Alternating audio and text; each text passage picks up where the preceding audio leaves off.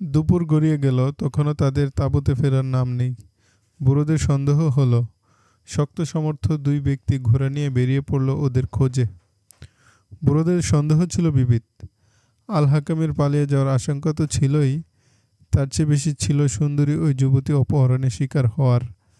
তারা আশঙ্কা করছিল না জানি কোনো ডাকাতের পাল্লায় পড়ল কিনা ওরা। দৈবক এক পথিক সন্ধানী আশ্বারোহীদের বলল, এক যুবককে সুন্দরী যুবতী ও একটি শিশুকে নিয়ে সে নদীর দিকে যেতে দেখেছে। সন্ধানকারীরা পথিকের কথা মতো ওই দিকেই ঘোড়া হাঁকিয়ে দিল। তাদের সন্দেহ ছিল আল হাকাম হয়তো তাদের মেয়েটিকে নিয়ে অন্য কোথাও চলে যাওয়ার চেষ্টা করছে। আল হাকাম ও তার স্ত্রী হেঁটে যাচ্ছিল। পথ ছিল অসমতল, এবড়ো থেবড়ো। তারা যে পথে যাচ্ছিল তার পাশেই ছিল নদী। হঠাৎ পিছন থেকে ঘোড়ার আওয়াজ শোনা গেল। পিছন ফিরে দেখল দুই অশ্বারোহী তাদের দিকেই ধেয়ে আসছে।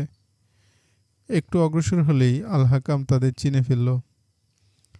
আরোহীরা খাপ থেকে তরবারি বের করে আক্রমণরত হয়ে অগ্রসর হচ্ছিল। আল হাকাম নিরস্ত্র ছিল। এটা ছিল আল হাকামের মারাত্মক ভুল যে সে কোনো অস্ত্র সাথে রাখেনি। সে কর্তব্য বিমূঢ়। হতাশার দৃষ্টিতে স্ত্রীর দিকে তাকালো। নদীতে ঝাঁপিয়ে পড়ো, বলল তার স্ত্রী। অনেক গভীর তীব্র স্রোত, ওরা তো ঘোড়া নিয়ে নদীতে ঝাঁপ দেবে, বলল আল হাকাম। আমি তোমাকে বলছি তুমি নদীতে ঝাঁপ দাও, বাচ্চাকে তুমি বাঁচাও, ওকে ছাড়া আমি সাঁতরাতে পারবো। স্ত্রী কথাগুলো এমন দৃঢ়প্রত্যয়ের সুরে বলল যেন সে আল্লাহর নির্দেশে চলছে। বেশি কিছু চিন্তা ভাবনার অবকাশ ছিল না। আল হাকাম স্ত্রীর কোল থেকে সুবক্ত গিনকে নিয়ে এক হাতে ওর হাতে ধরল, নদীতে ঝাঁপ দিল। এক হাতে সাঁতরাচ্ছিল আল হাকাম। স্ত্রীও তার সাথে সাথেই সাঁতরে ওর পাশাপাশি থাকতে চেষ্টা করছিল। নদী ওই দিকেই প্রবাহিত হচ্ছিল যেদিকে যাত্রা করছিলেন তারা। সন্ধানী অশ্বারোহীরা এদের নদীতে ঝাঁপ দিতে দেখে তীরে ঘোড়া থামালো এবং চিৎকার করে ওদের হুঁশিয়ার করলো। কিন্তু ততক্ষণে ওরা নদীর মাঝামাঝি চলে গেছে। ভাগ্যক্রমে নদীর ওপারে গভীরতা কম ছিল।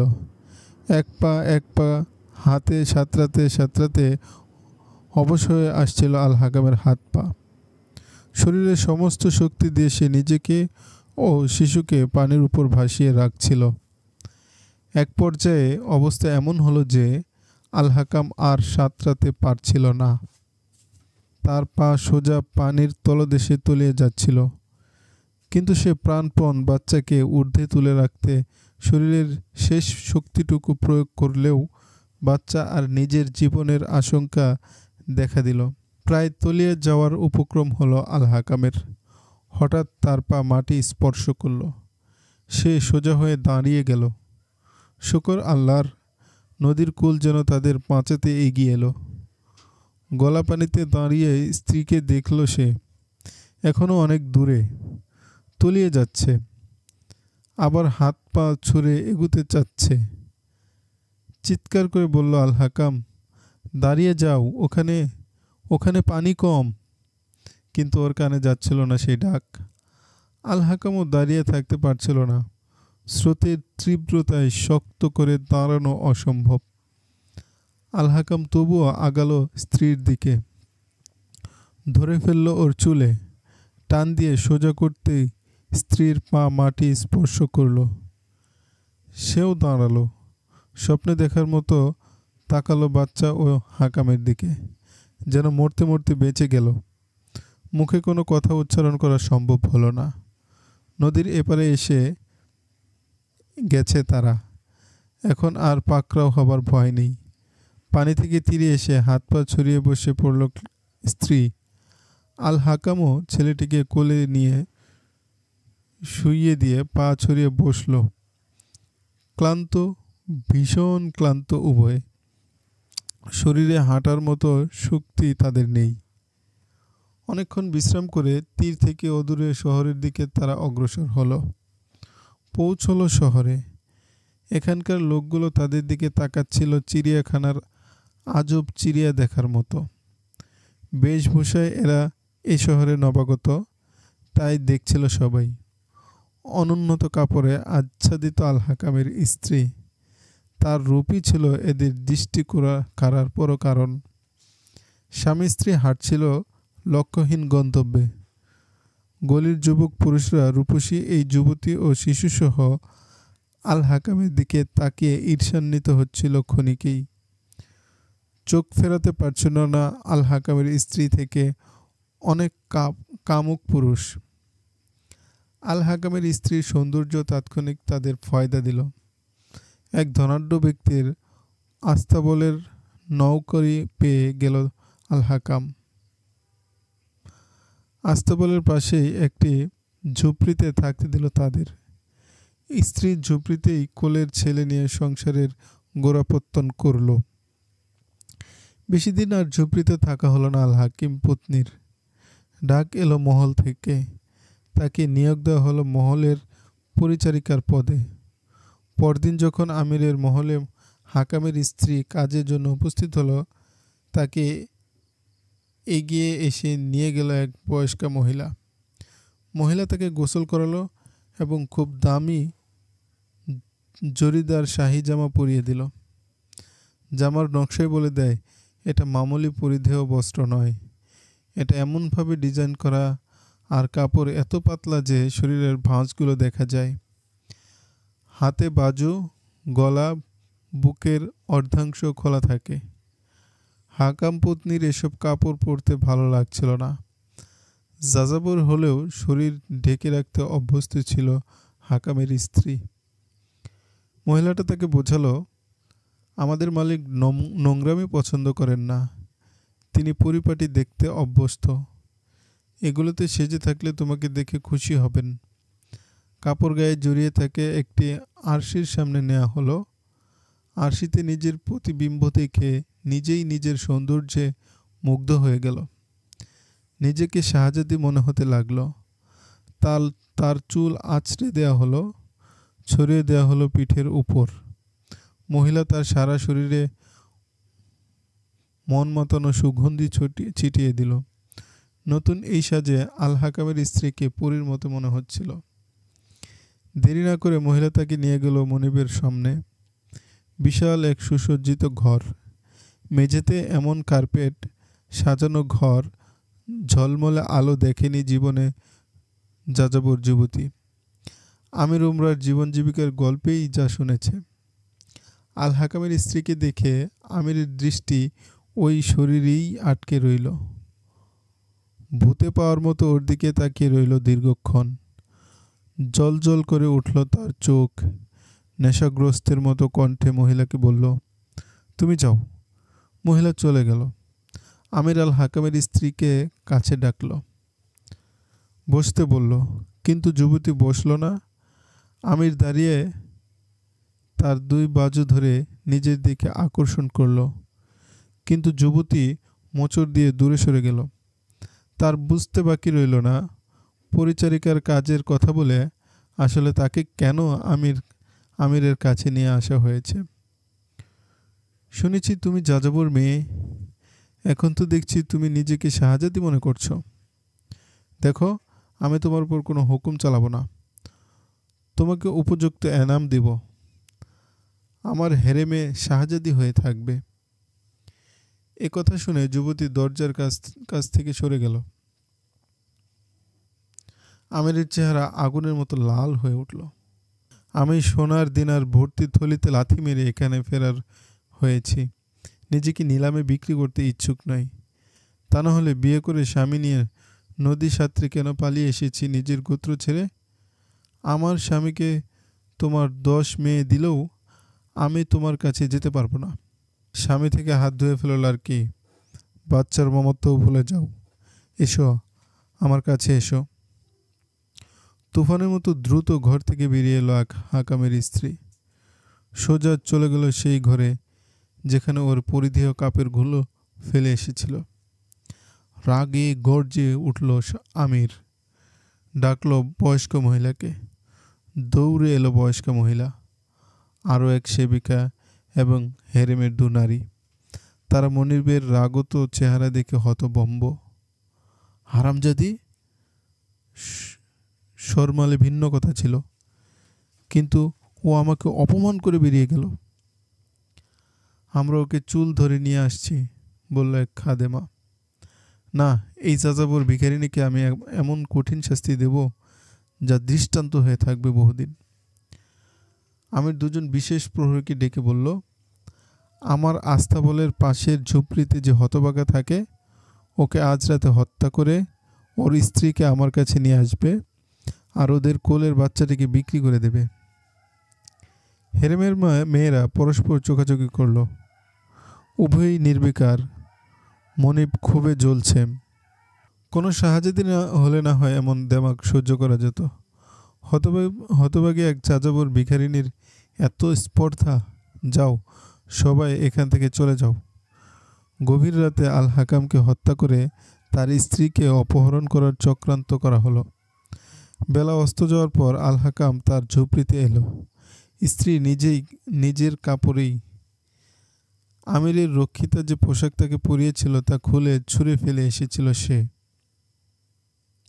ভাবছিল আজকে তার উপর দিয়ে বয়ে যাওয়া চক্রান্তের কথা তার স্বামীকে বলবে কিনা। কিন্তু এই সিদ্ধান্ত সে নিয়ে ফেলেছে, আর এক মুহূর্তও এখানে থাকবে না।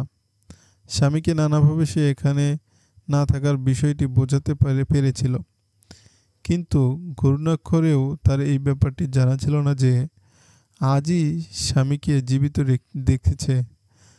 তার কলিজার টুকরো সন্তানকে তার কাছ থেকে ছিনিয়ে নেওয়ার জন্য চক্রান্ত করা হয়েছে। তার ইজ্জত সম্ভ্রম লুটে নেওয়ার ষড়যন্ত্র পাকা হয়ে গেছে।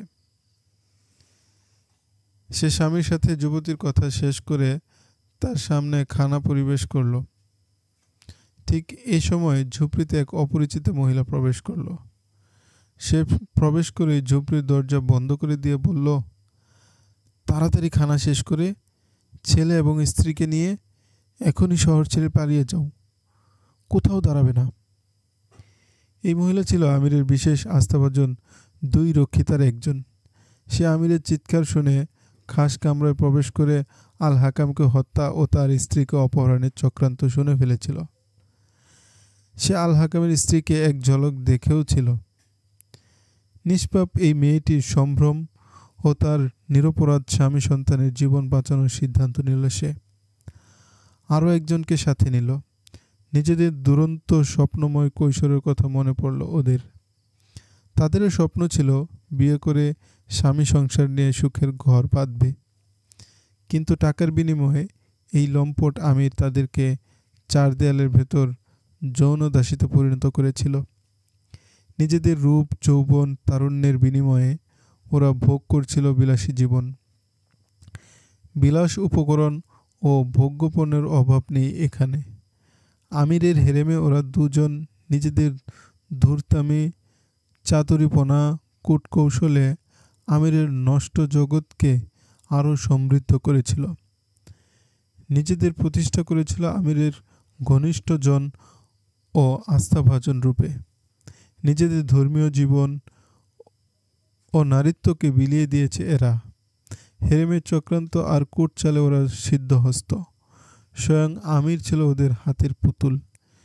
কিন্তু নারীত্বের ঐশ্বরিক চেতনা আর স্বামীর সংসার নিয়ে সুখময় জীবনের স্বপ্নটা মাঝে মধ্যে তাদের কাঁদাতে অহরহ। মানুষের সহজাত পবিত্র সত্তাকে কখনো ছাই চাপা দিয়ে রাখা যায় না।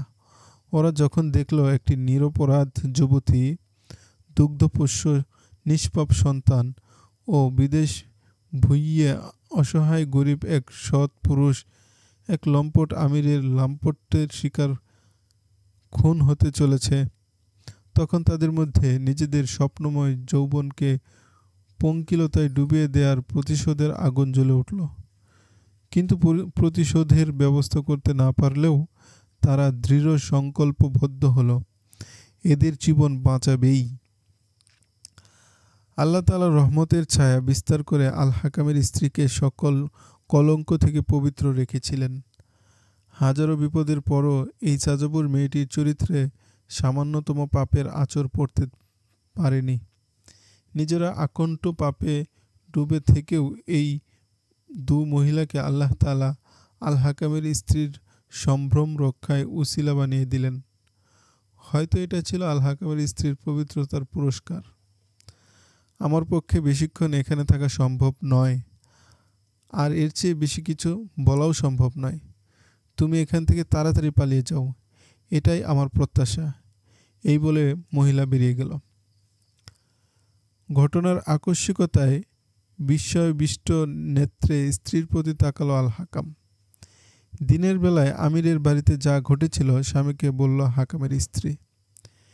চিন্তায় পড়ে গেল হাকাম, কি করবে বুঝে উঠতে পারছে না।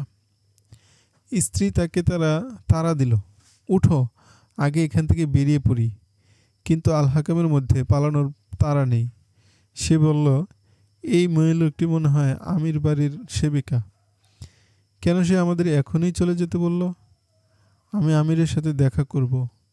কিন্তু স্ত্রী তাকে সাথে নিয়ে ঝুপড়ি ছেড়ে এক্ষুনি বেরিয়ে পড়তে জিদ ধরল। বলল, এখানে আর এক মুহূর্তও থাকাও নিরাপদ নয়। যে ঘাতককে নির্দেশ করা হয়েছিল আল হাকামকে খুন আর স্ত্রীকে অপহরণ করতে, তারা তখন মদের হাঁড়ি নিয়ে বেহিসেবে গিলছে। তাদের হাতে উন্নত হাতিয়ার। ছিন্নমূল এক হতদরিদ্রকে খুন করে তার স্ত্রীকে তুলে নিয়ে আসা এদের জন্য মামুলি ব্যাপার।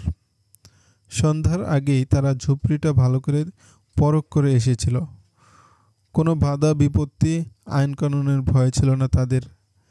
তারা এই ভেবে উৎফুল্ল ছিল, একটা পুরস্কার পাওয়ার সুযোগ হয়েছে।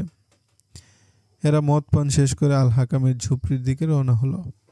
ঠাট্টা বিদ্রুপ, আনন্দ উল্লাস করে তারা আল হাকামের ঝুপড়ির কাছে গেল।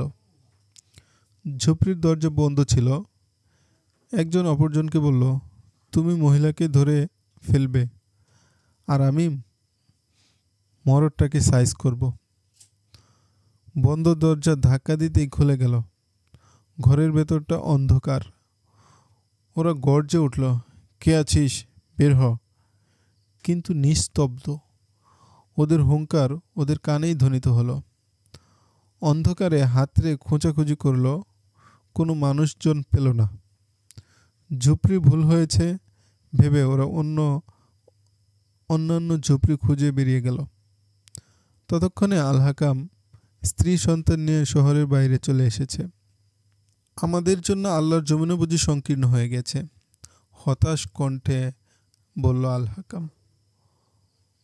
অধৈর্য হয় না সুবক্তিগিনের বাপ, তুমি আমার কথা বিশ্বাস করো আর না করো, কিন্তু আমার দৃঢ় বিশ্বাস আমরা এমন কোনো পাপ তো করিনি যে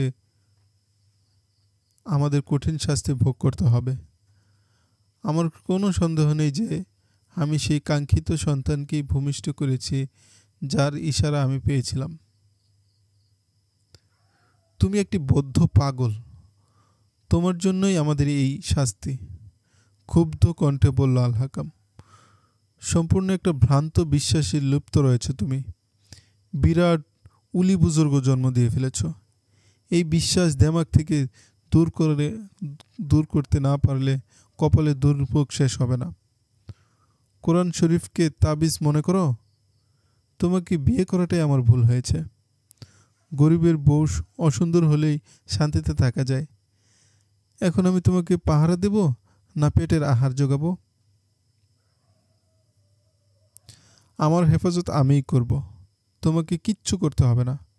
তুমি কোরআন পড়তে জানো, অর্থ বোঝো, এরপরে মুখে এমন কথা কিভাবে উচ্চারণ করো?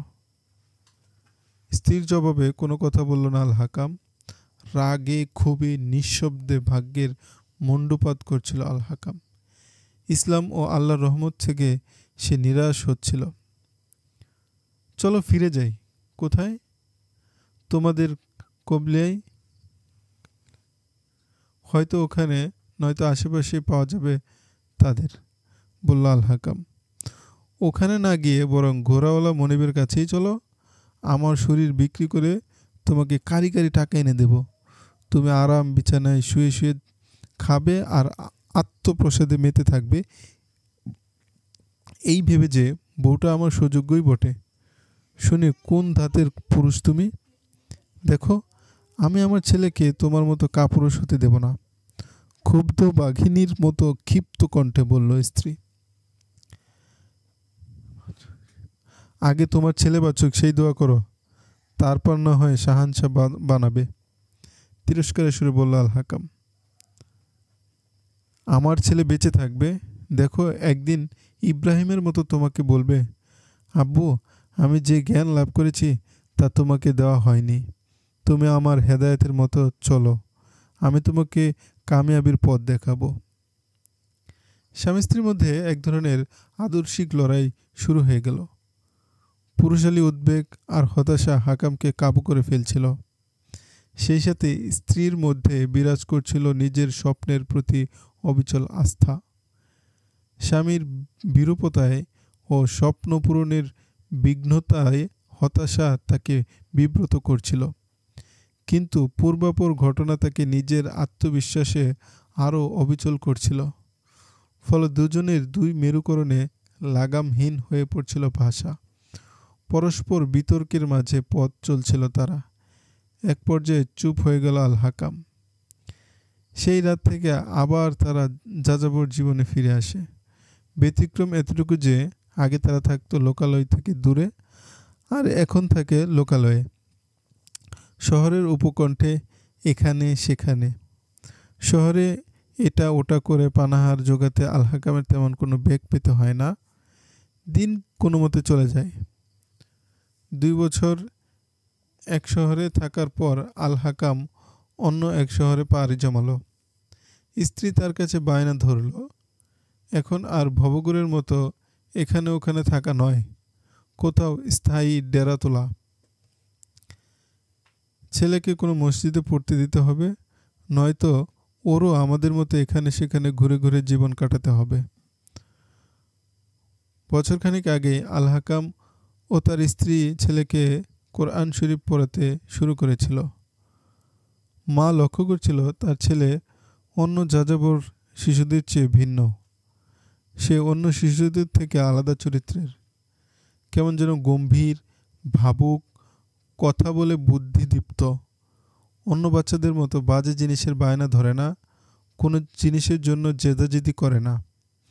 মা এও লক্ষ্য করেছে তার ছেলে পড়ালেখার প্রতি খুব মনোযোগী, পরিষ্কার পরিচ্ছন্নতা তার পছন্দ। এক পর্যায়ে মায়ের সে আশা পূর্ণ হলো। আল হাকাম এখন মনস্থির করল এখানে কিছুদিন থাকবে।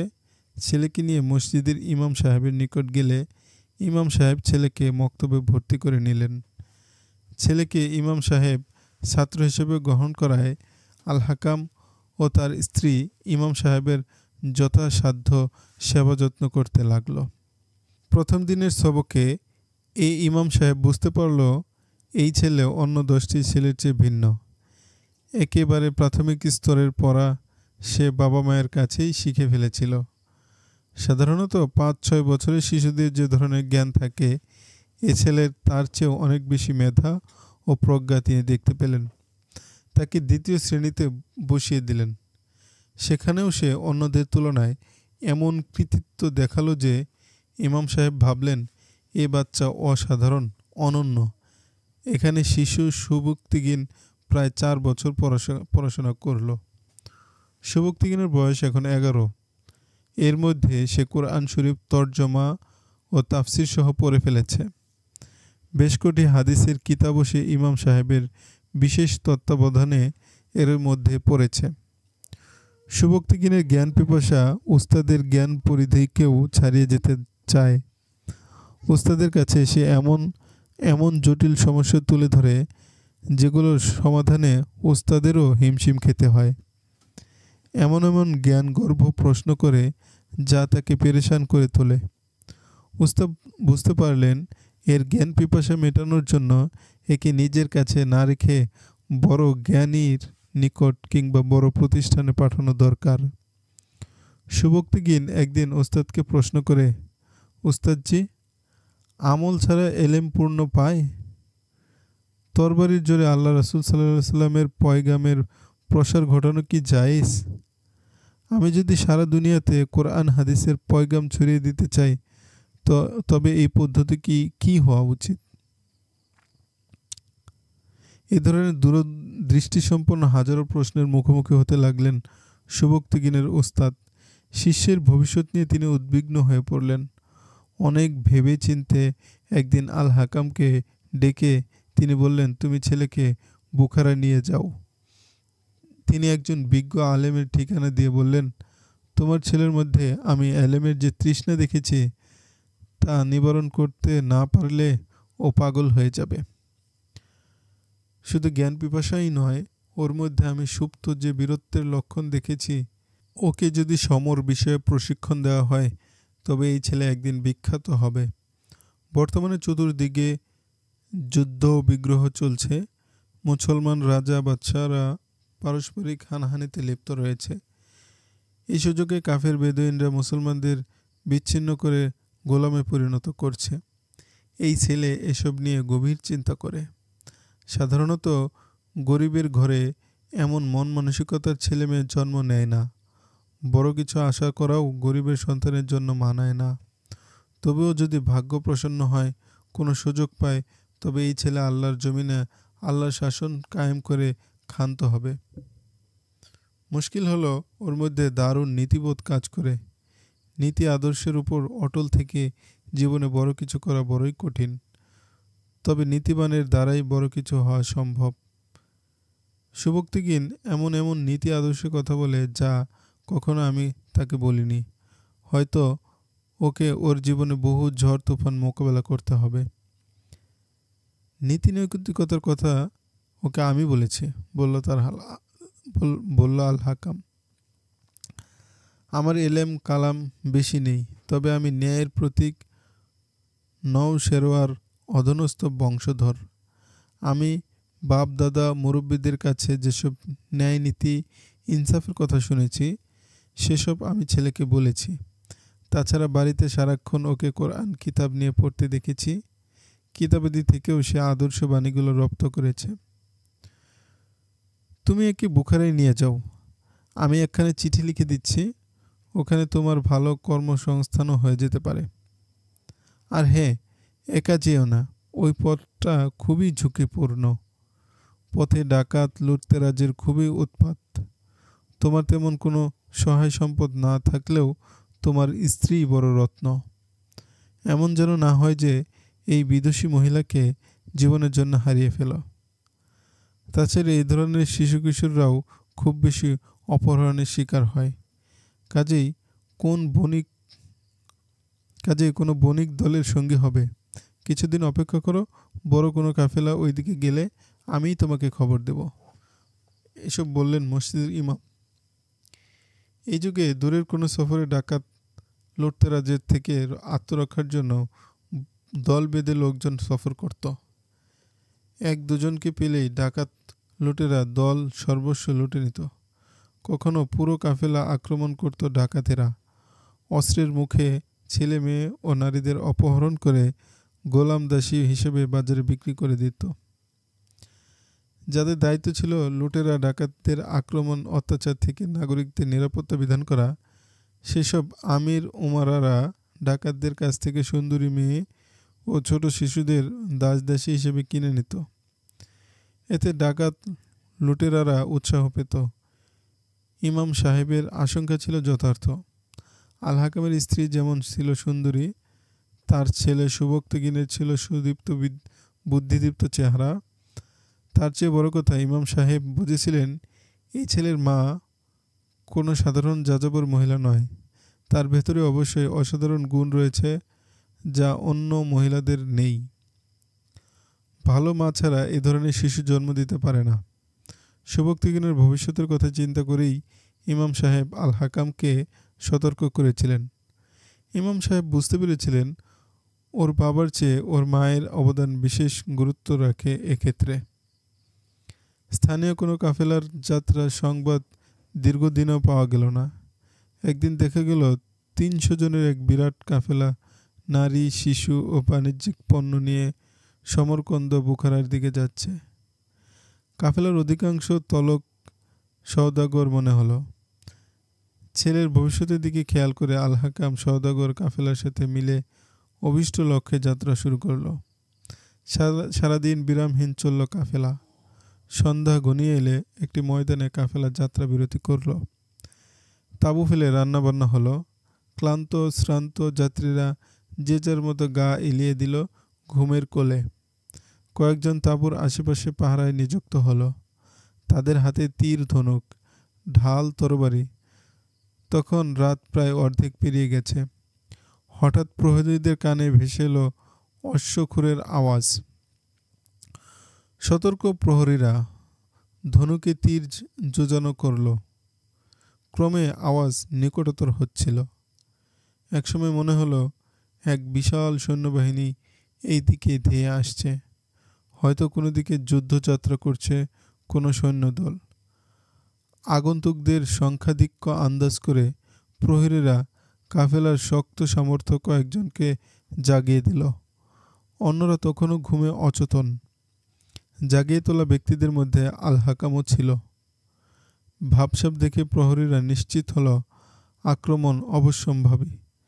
সৈন্যদল হলেও এরা বণিক কাফেলার মাল সামান হস্তগত করবে, আর ডাকাত হলে তো কোনো কথাই নেই।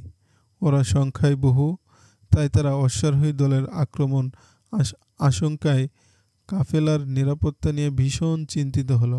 দেখতে দেখতে এক বিশাল বাহিনী মশাল জ্বালিয়ে দ্রুত বেগে অগ্রসর হচ্ছে তাঁবুর দিকে। তাঁবুর পাশে এসেই ডাকাত দল মশালগুলোকে তাঁবুতে ধরিয়ে দিল। বীভৎস ডাক চিৎকার শুরু করলো। ডাকাতেরা ওদের ঘোড়াগুলোকে এভাবে বিক্ষিপ্ত হাঁকাতে শুরু করলো যে তাঁবুর লোকেরা ঘুম থেকে উঠে কোনো কিছু বুঝে ওঠার আগেই ওদের ঘোড়ার পায়ে পিষ্ট হতে লাগলো। মহিলা ও শিশুরা আর্তচিৎকার দিয়ে যে যেদিকে পারল দৌড়াতে লাগলো।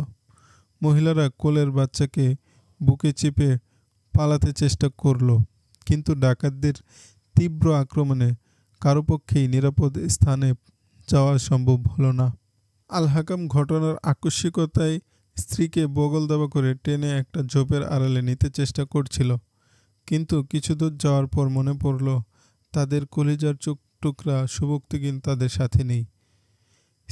স্ত্রী চিৎকার শুরু করলো ছেলের জন্যে। আল হাকাম ওকে অনেক কষ্টে বোঝালো যে তুমি চেঁচালে ডাকাত তোমাকে নিয়ে যাবে। স্ত্রীকে আড়ালে রেখে নিরস্ত্র হাকাম বেরিয়ে পড়ল ছেলের খোঁজে।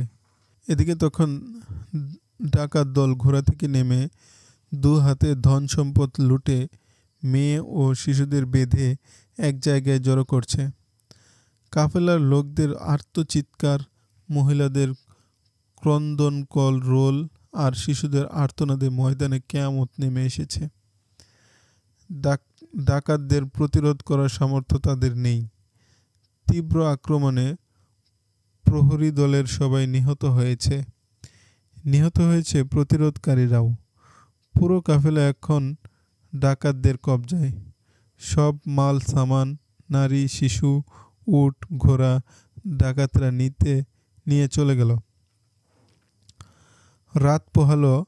আহতদের যারা আড়ালে গিয়ে কোনো মতে প্রাণ বাঁচাতে চেয়েছিল তাদেরও আর বাঁচার আশা রইল না। রক্ত আর লাশে একাকার। কোনো সক্ষম পুরুষকেই ডাকাতরা প্রাণে বাঁচতে দেয়নি। যেসব মহিলা ও শিশু ওদের নির্দেশ মতো দাসত্ব বরণে গড়িমসি করেছে, সময় ব্যয় না করে হিংস্র জানোয়ারগুলো তাদেরও হত্যা করেছে। সকালবেলা আল হাকামের স্ত্রী স্বামী সন্তানের জন্য পাগলের মতো চিৎকার করে ময়দান জুড়ে খুঁজতে থাকে, কিন্তু সে প্রিয় সন্তানটিকে খুঁজে পেল না। স্বামীকে পেল, সেও আর জীবিত নয়, মৃত। আল হাকামের দেহ তরবারির আঘাতে ক্ষতবিক্ষত করে ফেলেছিল ডাকাতেরা। তার সারা দেহ রক্ত ডুবে গিয়েছিল। বোঝা যাচ্ছিল সে অনেক লড়াই করেছে। ডাকাতদের উপর্যুপুরি আক্রমণে তার মৃত্যু হয়েছে। শুভক্তিগিনের মা ময়দানের সব লাশ উলটপালট করে দেখছিল, আর যাকেই পাচ্ছিল বলছিল, তোমরা কি আমার মানিক শুভক্তিগিনকে দেখেছ? ও খুব সুন্দর। কাফেলায় আমার ছেলের মতো এত সুন্দর আর বাচ্চা ছিল না। লাশের পর লাশ উলটপালট করে স্বামীহারা স্ত্রী একমাত্র সন্তানের দেখা না পেয়ে পাগল হয়ে গেল। বালিয়ারির আড়ালে ঝোপঝাড়ের ভেতর, টিলার চূড়ায় আর ময়দানে হাকামের স্ত্রী সন্তানের খোঁজে পাগলিনীর মতো দৌড়াচ্ছে। ডাকাতদের রেখে যাওয়া তাঁবু আর বিক্ষিপ্ত মালসামান ও প্রতিটি লাশকে বারবার ওলটপালট করে দেখল, কিন্তু সুবক্তগিনকে পেল না। ঢিলায় চড়ে গলা চুরিয়ে ডাকল, সুবক্তগিন, বাবা আমার কাছে আয়, বাবা সুবক্তগিন, আমার কোলে আয়, সুবক্তগিন, সুবক্তগিন, সুবক্তগিন। লুটন্ত কাফেলার যারা বেঁচে ছিল তারা সাক্ষাৎ মরণ থেকে রক্ষা পেয়ে ভীত সম্ভ্রস্ত জীবনটা টেনে হেঁচড়ে কোনো মতে লোকালয়ে ফিরে চলল। দেখতে দেখতে ময়দান জনশূন্য হয়ে গেল। শিয়াল, শকুন আর হিংস্র হায়নাদের খোরাক হলো মৃতদেহগুলো। আধমরা মানুষগুলোর উপরও হুমড়ি খেয়ে পড়ল শেয়াল শকুনের দল। তখনও আল হাকামের স্ত্রী ময়দান, বালিয়ামারি ও ঝোপঝাড়ে তার সন্তানটিকে তালাশ করছিল। ডাকছিল, সুবক্তগিন, বাবা সুবক্তগিন, আমি এখানে, আয় বাবা সুবক্তগিন, আয় সুবক্তগিন। বেশ কিছুদিন পর্যন্ত যত কাফেলা, ডাকাত দল, সৈন্যবাহিনী এ পথে গিয়েছে, একটি নারী কণ্ঠের আর্তনাদ আর সুবক্তগিন, সুবক্তগিন ডাক তারা সকলেই শুনেছে। অনেকেই এই আওয়াজ নিয়ে নানা রূপকথার জন্ম দিয়েছে, আবার অনেকেই এটাকে মনে করেছে কোনো প্রেতাত্মার ডাক। দেখা গেল এই ডাকের ভয়ে এ পথে লোকের চলাফেরাই বন্ধ হয়ে গেছে। মানুষ প্রেতাত্মার ভয়ে এ পথ এড়িয়ে অন্য পথে গেছে।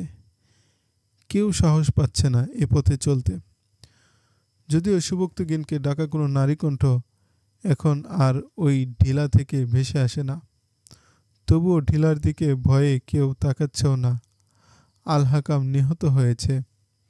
যদি সে জীবিত থাকতো হয়তো এই মুহূর্তে স্ত্রীকে টেনে হেঁচড়ে নিরাপদে কোথাও নিয়ে যেত আর বলতো, আমি যা বলেছিলাম তা বুঝতে চাইছিলে না যে গরিবের ছেলে সত্যের পূজারী হয় না, পেট পূজারী হয়। তোমার কল্পনার শ্বেত শস্ত্রধারী লোকের সে ঘটনা বাস্তব নয়, অলীক কল্পনা, অবাস্তব স্বপ্ন। ভোগবিলাসিতা, ধনসম্পদ, মিথ্যা আর প্রতারণার যেখানে দাপট, সেখানে সত্য ও ন্যায়নীতির মৃত্যু ঘটতে বাধ্য। আজ জ্ঞান, বুদ্ধি ও বিবেকের পরিবর্তে পাষণ্ড, বেঈমান, বদমাইশরাই সুখ্যাতি পাচ্ছে। সুবক্তগিনের মা, কোরআনের ইঙ্গিত আমাদের মতো ভবঘুরেদের সন্তানদের ভাগ্যে ফলে না।